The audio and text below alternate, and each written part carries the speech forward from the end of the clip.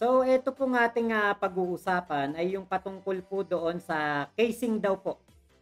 Casing daw po ng cellphone nitong si Jobelyn. Nakita daw po kay Liobert. After 2 days ba, kung di ako nagkakamali, hindi ko na ipe-play yung video ng ng Rapid Tulfo, napanood nyo naman yan. Ang punto natin dito, yun lang sa casing. Ngayon, kunwari ako, meron akong cellphone. Ayan. Kunwari ako, meron akong cellphone. Ito, cellphone ko. Meron siyang casing. Meron siyang casing. So, let's say, eto yung casing ng cellphone ni Jobelyn. Nakakasigurado ba tayo na nag-iisa lang to sa buong mundo? Na etong casing na ito ay kay Jobelyn? Paano kung meron pang isang katulad to? Paano kung yung nagmanufacture nitong casing na ito ay gumawa ng 1,000,000 piraso? Diba? So, doon sa mga nabanggit, netong si Madam na tawag natin, wag na natin banggitin yung pangalan. Ayan. Sabi ni Madam, nung nakaraan ate lang tawag natin dyan eh. Ngayon medyo umokay-okay na, medyo mukhang nakaka-LL na. So, Madam na itatawag natin. Sabi ni Madam, nakita daw yung casing ng cellphone ni Jobelyn doon kay Liobert. So, yun. So, kasi dalawang klase ang casing. Maaring kung ito ay binili mo lang sa palengke, marami tong katulad. Pero kung ito ay binili mo na merong personalization, like merong litrato mo, merong pangalan mo, 'di ba? Yung talagang may nakalagay diyan, kunwari, Stargazer Sagittarius, 'yun ang pangalan ng isang tao. Ngayon nakalagay dito Stargazer Sagittarius. Tapos nakita mo kanya 'yon kasi Stargazer Sagittarius siya.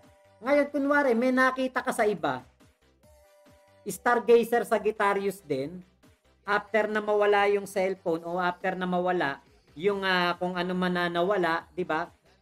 Pwedeng maaari nga baka kay Stargazer Sagittarius nga 'yon kasi siya lang ang nagpagawa nun. Maaring dun sa lugar na 'yon, siya lang ang nagngangalan na Stargazer, kaya pinagawa niya, pinaprint niya yung pangalan niya sa likod ng casing.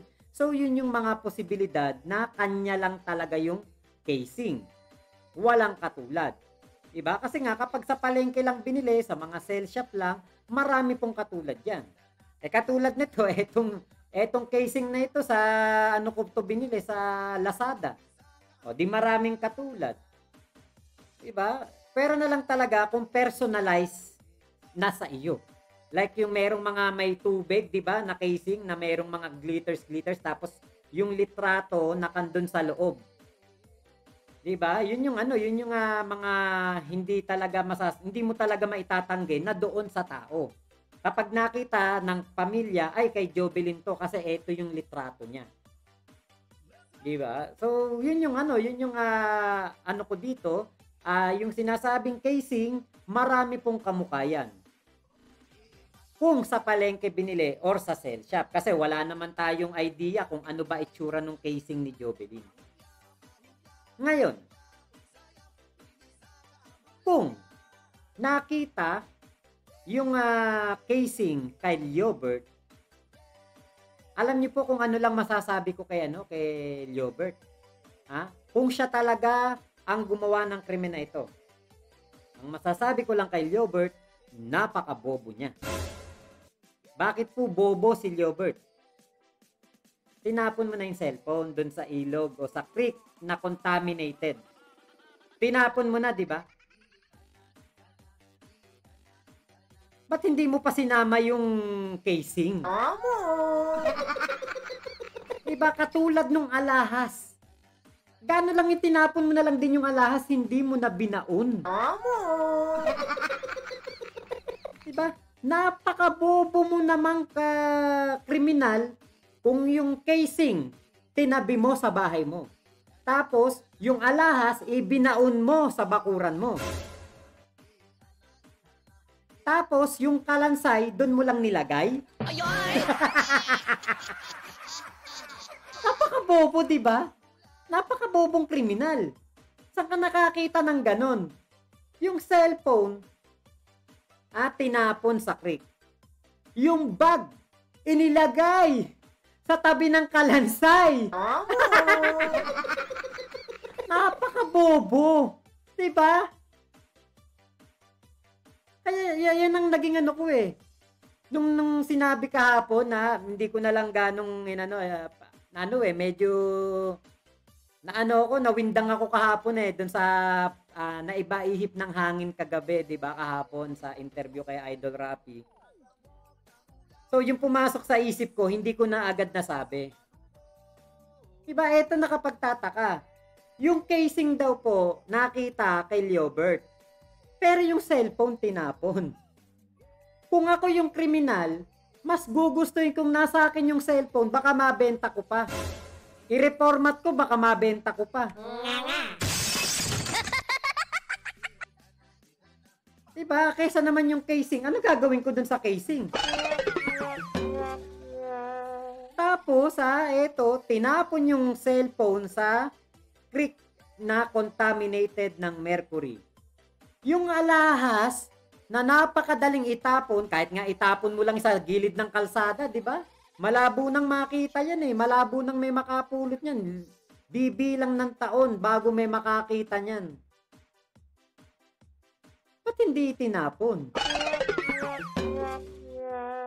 Tapos, yung mga gamit ni Jovelyn, yung bag.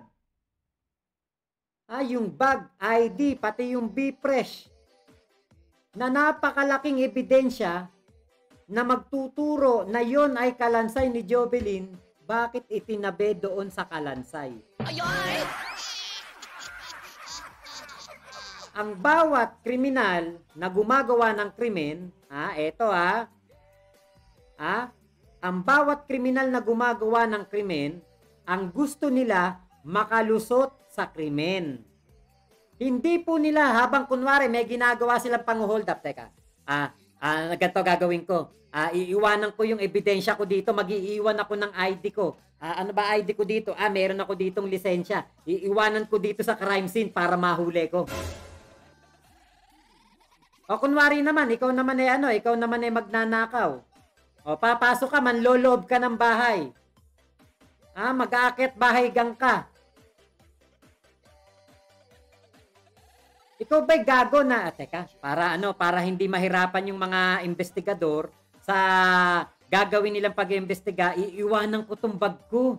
Iiwanan ko tong bag ko, tas dito lang tong mga ID ko para hindi na sila mahirapan.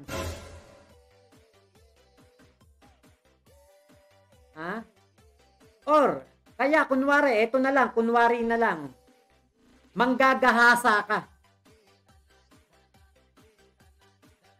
Manggagahasa ka. Let's say, andun ka na sa mismong krimen. Naggahasa mo, ginagahasa mo yung babae. Okay, ginagahasa mo na kung ano na ginagawa mo. O, nakaraos ka na, natapos ka na sa krimen na ginagawa mo. Ngayon, nandyan yung mga damit. Papalitan mo ba yan ng damit na galing ukay-ukay? Papalitan mo ba yan ng panty na hindi kanya at maamoy na amoy ukay-ukay? Tapos, syempre, nandyan yung gamit niya. Nandyan yung bag, nandyan yung cellphone, nandyan yung alahas. Kukunin mo yung cellphone, tapos iiwanan mo doon yung mga ID, yung mga vaccination card, yung ID para papasok ng papasok ng Robinson o papasok ng trabaho, identification card. Meron pang resibo nga ng Cebuana Luwilier nakita ko Cebuana Luwilier o ano 'yon. Kung daw nagkakamali parang resibo ng mga remittance yun yung nabasa. Teka. Para hindi sila mahirapan sa kanila pag-iimbestiga sa nagawa kong krimen, iiwanan ko na dito tong bag. Saan ko kaya dadalhin tong cellphone? Tatapon ko sa creek na contaminated ng mercury. Eh tapos nakita mo, paalis ka na. Parang may kumikislap-kislap dun sa leeg ng babae. Uy, ano yun? Kwintas. Uy, teka, kunin ko na tong kwintas, pati yung bracelet. Ibabaon ko sa bakura namin para kapag nagka-imbestiga na, ituturo ko doon ko binaon.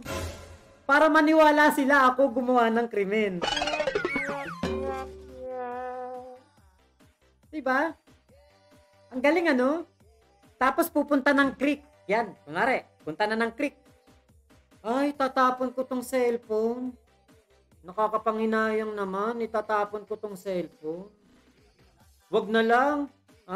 Nakakapanginayang naman. Ay, hindi. Sige, tatapon ko na lang yung cellphone, pero yung casing, itatabi ko. Yes, tama. Itatapon ko na lang yung cellphone para mahirapan silang hanapin yung ebidensya. Total naman, nandun na yung bag eh. Diba? Kukunin ko na lang tong casing, tanggalin ko na lang. Kunwari, tatanggalin ko na lang yung casing. Tapos yung cellphone, tatapon ko na lang, di ba? Tapon ko na lang, casing na lang sa akin, di ba? Galing. Tapos tong casing, ilalagay ko sa mga gamit ko. Para hindi mahirapang maghanap ng ebidensya. Di ba? Galing ano. Tapos yung alahas, yung mga alas, may kwintas, Ito, kunwari, may kwintas. Ayan yung kwintas. Ayan, kwintas. Ito yung bracelet. Siyempre, hindi ko naman masusuot yun. Pambabae yun eh. Ibabaon ko na lang. Baka tumubo. Diba? Baka mamunga. Baka mamunga yung yung silver. Baka mamunga yung silver. Siyempre, pag namunga yung silver, pwede nating ibenta yan. Diba? Ngayon, tumubo na yung silver dyan. Nagkaroon ng puno ng silver dyan. Ano nga yung sasabihin mo? Uy, ano ka ba? Hindi kay Jovelyn yan. Tumubo yung silver, ano? Nagkaroon ng puno. Uy, ba't meron kang puno ng silver dyan? Uy, hindi kay Jovelyn yan, ha? Ide-defensive mo kagad na gano'n. Diba ang galing, ano? Biruin nyo dun sa lie detector test. Sinasabi nila, lie detector test hindi admissible sa korte. Hindi tinatanggap ng korte. Walang kwenta, walang bearing. Pero ano tawag kay Liobert? Sinungaling. Ano tawag kay Liobert? Hindi nagsasabi ng totoo. Putang ina, ba't sinabi nyo hindi naman accurate yung lie detector test na yan? Tapos sasabihin nyo sinungaling yung tao. Diba? Parang ang ginawa nyo, pinalay detector test nyo lang para magkaroon kayo ng karapatan na tawaging sinungaling si Liobert. Diba? Parang ganun yun eh.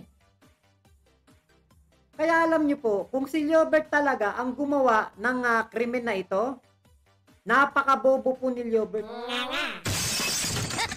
Napakabobong kriminal. First time in the history of the criminalization. Diba? Napakabobong kriminal ni Liobert. Piruin mo, yung bag, iniwan dun sa tabi ng kalansay. Iniwan yung mga ID. Pero yung cellphone, tinapon doon sa creek. Yung casing, inuwi sa bahay. Tapos yung alahas, tinanim. Di bobo, diba? Kung ako pala magiging kriminal, mas marunong pa ako dito kay Liobert eh. Kasi kung ako gumawa nun, hindi ako mag-aaksaya na pumunta doon sa tabi ng creek, magtapon ng cellphone, tatanggalin ko pa yung casing. Lahat itatapon ko, isang buong bag, lahat ng alahas. Kung nahubaran yung babae, lahat ng damit itatapon ko doon. O di sige, kunin nyo. Makontaminate kayo ng mercury, malason kayo, bahala kayo sa buhay nyo.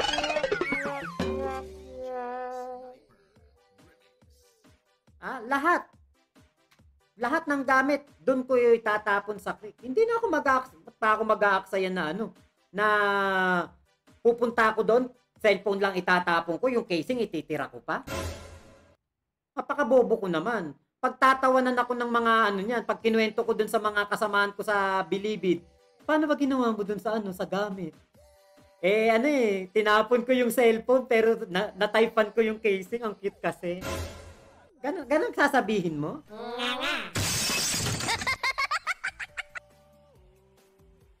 'Di ba?